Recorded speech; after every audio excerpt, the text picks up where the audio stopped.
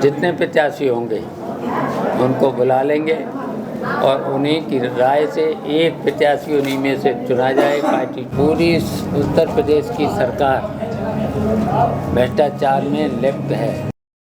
देखिए, वैसे तो कई बार समाजवादी पार्टी जीती है यहाँ से,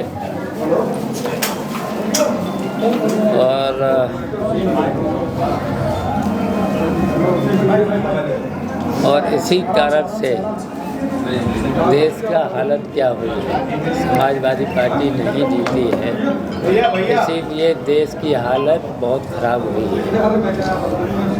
लुटेरे पहुंच जाते हैं, जनता के बीच वादे करते हैं, कोई वादा पूरा नहीं करते हैं। 10 साल तो हो ही गए हैं, कोई वादा पूरा नहीं किया। महंगाई कितनी है, बेरोजगारी कितनी है, भ्रष्टाचार कितने हैं। पूरी उत्तर प्रदेश की सरकार भ्रष्टाचार में लिप्त है। मंत्रियों ने पूरा प्रदेश लूट लिया है। दिखावे में तो बजट, और फिर बजट किसका ये बजट है? जनता का लूट का पैसा है, जो जीएसटी में लूटा है, टैक्स में लूटा है। आपके पास क्या है? मोटरसाइकिल है, क्या है? गाड़ी है, 4 पहिया, क्या है कुछ? मोटरसाइकिल है। तो मोटरसाइकिल में कितना टैक्स देना पड़ा आपको पता है? जब आपने वहाँ से खरीदोगे, जीएसटी टैक्स अलग, जीएसटी अलग, फिर रोड टैक्स अलग, फिर रजिस्ट्रेशन टैक्स अलग, फिर रोड पे चलोगे तो टोल टैक्स, फिर पेट्रोल में तो पैसा, कितनी जगह टैक्स। इतना टैक्स लेना चाहिए। अगर कोई चीज़ है 5% ले लो, 10% तक पहुँचा दो। देश में बताओ, दुनिया में इतना टैक्स कहीं लूटा जाता है? जबकि हमारा देश इतना गरीबी में आता है, तो फिर इतना टैक्स वसूलना चाहिए। 50% टैक्स में वसूलते हैं, इसलिए तो महंगाई है। हर चीज़ की महंगाई है। हर चीज़ देख लीजिए, जो कपड़ा पहन रहे हो, इन्होंने कहा था एक टैक्स लेंगे, कितनी जगह ये आया है, और हर जगह टैक्स लिया गया है। हर जगह जहाँ से चला है, फिर रोड पे चला तो टोल टैक्स इस पर भी लगा, इसलिए बहुत महंगाई बढ़ी है। अच्छा, और ये जो बजट का पैसा है, विकास के लिए आता है, इसमें समझ लो कितना टैक्स है कि इतना टैक्स वसूला जा रहा है। हर चीज़ पे पैसा वसूला जा रहा है, इसलिए हालत ख़राब है। महंगाई कितनी बढ़ी है, महंगाई के साथ साथ भ्रष्टाचार। और यहाँ तक कि देखिए, जो विकास का पैसा है, विकास का पैसा सीधा लग जाना चाहिए था, सीधा। उसमें देखिए, पहले तो कमीशनबाजी हर स्तर पर हो गई, मंत्रियों के स्तर पर हो गई, ठेकेदारों के स्तर पर हो गई, और फिर विधायकों ने भी अब शुरू कर दिया है। पहले नहीं था ये मामला,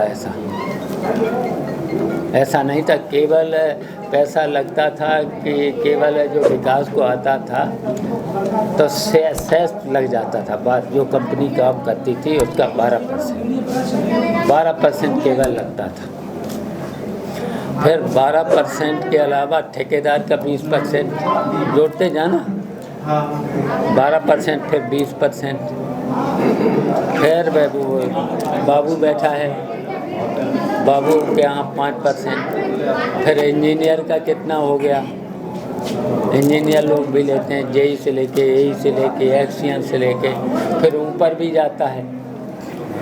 तो उसमें कम से कम 7% तो इसी में चला जाता है, बचा 40%। फिर 40% पे क्या विकास का काम हो जाएगा? नहीं हो सकता। इसलिए हालत ठीक नहीं है। और इस सरकार ने तो सीमाएं सभी लांघ दी, इस सरकार ने तो सीमाएं सब लांघ दी। मैंने देखा है। अच्छा, PWD की बात हमसे कोई छिप जाएगी प्रदेश में? सिंचाई विभाग की छिप जाएगी? तहसीलों में क्या हो रहा है, कोई डर है अब तहसीलों में? लेखपाल को कोई डर है? लेखपाल से लेकर नायब तहसीलदार से लेकर के तहसीलदार से लेके फिर क्योंकि एसडीएम से लेकर के डीएम तक पैसे लेने लगे। तो इस तरीके से ये बजट की जो लूट हो रही है, इसके लिए कुछ नहीं हो पा रहा है। लुटपाट या नीतीश कुमार ने जो स्टैंड लिया राज्यसभा जाने का, उसको नीतीश कुमार जी ने जो राज्यसभा जाने का भी अपना निर्णय लिया, उसको लेकर आप क्या कहेंगे, क्या लगता है आपको? देखिए, हम लोग उन्हें प्रधानमंत्री बनाना चाहते थे, सबको पता है, प्रधानमंत्री बनाना चाहते थे और हम लोगों के साथ रहे होते, शुरुआत भी उन्होंने कर दी थी।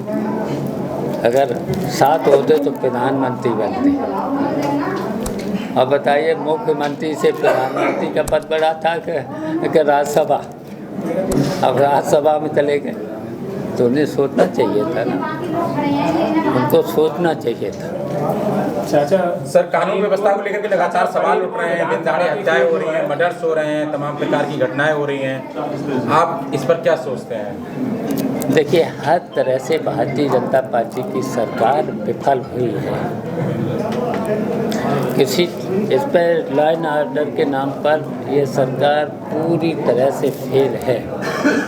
उन्होंने वादा किया था जो महिलाएं रात में निकलेंगी, कहीं पर भी उनके साथ घटनाएं नहीं हो रही। दिन में घटनाएं हो रही महिलाओं के साथ, दिन में घटनाएं हो रही हैं महिलाओं के साथ। सर, और फिर ये सरकार देखिए झूठे मुकदमे ला रही है। लोग सही लोग हैं, उन पर तो कोई मुकदमा नहीं ला रहे हैं। आजम खान पर कितने झूठे मुकदमे हैं, झूठे मुकदमे। और तो और शंकराचार कैसा मुकदमा, और किसके द्वारा मुकदमा, उस पर कितने पहले से मुकदमे थे, उसके द्वारा झूठे मुकदमे। वो तो उनको शंकराचार्य जी को वो तो कोर्ट ने मदद कर दी है, नहीं तो भेज दिया था। ऐसे बताओ, झूठे मुकदमे ला दिए हैं। सर, इसी के पास सर विशालगंज एक क्षेत्र पड़ता है सर, सवाल है फरीदपुर विधानसभा को लेकर एक सवाल है, जहाँ के मौजूदा विधायक के स्वर्गीय होने के बाद से उपचुनाव की तैयारियां तेज हैं। तो वहीं दूसरी ओर बरेली की जिला कार्यकारिणी जो है वो भंग हो चुकी है। बरेली में कोई भी समाजवादी पार्टी का विश्वास नहीं किया गया है। तो फरीदपुर विधानसभा को देखते हुए बरेली को जिला अध्यक्ष कब तक मिलेगा, और फरीदपुर में कौन सा प्रत्याशी चुनाव के मैदान में हो, क्योंकि कई प्रत्याशी मैदान में अपनी अपनी ताल झोंक रहे हैं। अच्छा, चुनाव की घोषणा तो होने दो। अब सरकार का पता है कब चुनाव कराएगी, पता है? पंचायतों के चुनाव कब कराएगी पता है? अगर आप बता दो, तारीख बता दो, इस तारीख में घोषणा हो जाएगी, हमारा संगठन भी बन जाएगा और प्रत्याशी भी आ जाएगा मैदान। इस सरकार का कोई पता नहीं। और जाके लिए निश्चिंत रहिए, हमारी पार्टी का कार्यकारिणी भी बन जाएगी, जिला अध्यक्ष भी बन जाएगा और प्रत्याशी भी।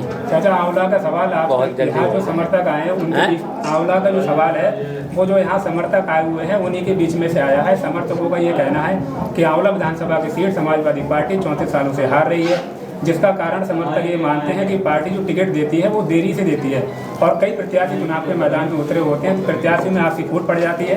तो क्या आपकी बार आंवला विधानसभा की सीट पर समाजवादी पार्टी समय से प्रत्याशी को मैदान में उतारी जब चुनाव हुआ तब? आपकी बार जितने प्रत्याशी होंगे उनको बुला लेंगे और उन्हीं की राय से एक प्रत्याशी उन्हीं में से चुना जाए, पार्टी चुनेगी और सबको समझा बुझा देगी। सर, आंवला के पास ही विशालगंज क्षेत्र पड़ता है, जहाँ विशालगंज एक क्षेत्र पड़ता है, यहाँ पर कस्बा है, जहाँ पर मुस्लिम समाज के व्यक्ति अपने घर में नमाज पढ़ रहे थे। उनका चालान कर दिया गया, मतलब पुलिस के आला अधिकारियों के द्वारा। अभी तक कोई बड़ी कार्रवाई उन पर नहीं की गई है, मतलब चालान कर दिया गया, वो भी अपने घर में नमाज पढ़ रहे थे। वहीं दूसरी तरफ जब बजरंग दल के लोग क्रिसमस डे पे हनुमान चालीसा पढ़ते हैं सार्वजनिक रूप पे, लेकिन उन पर किसी भी तरीके की कार्रवाई नहीं की जाती है। देखिए, भारतीय जनता पार्टी की सरकार भेदभाव कर रही है, समाज को बांट रही है, समाज को बांट रही है, तो ये निंदनीय है।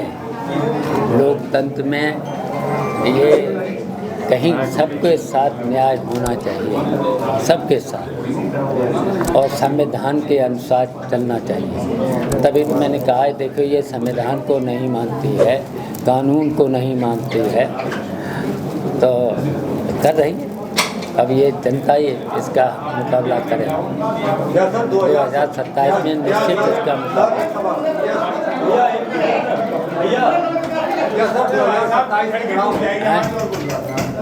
सर 2027 के चुनाव में ओवैसी की पार्टी और बहनजी के साथ समाजवादी का गठबंधन हो सकता है कि इसमें प्रयास चल रहे हैं, जैसे लोकसभा में बहनजी के साथ गठबंधन? देखिए, समाजवादी पार्टी का जो गठबंधन है अभी तक गठबंधन जो है उसी पर चुनाव लड़ा। Thank you sir, thank you.